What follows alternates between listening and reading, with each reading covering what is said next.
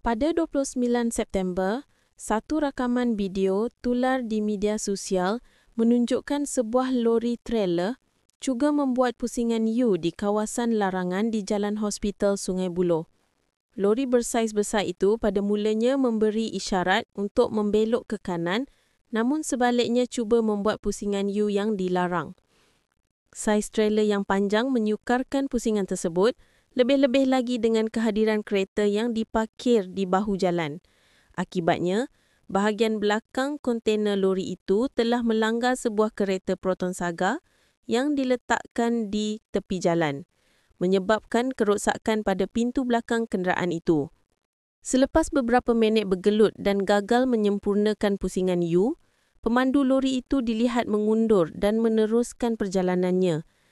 Pihak polis mengesahkan kejadian itu dan siasatan mendapati pemandu lori berkenaan telah tersilap jalan.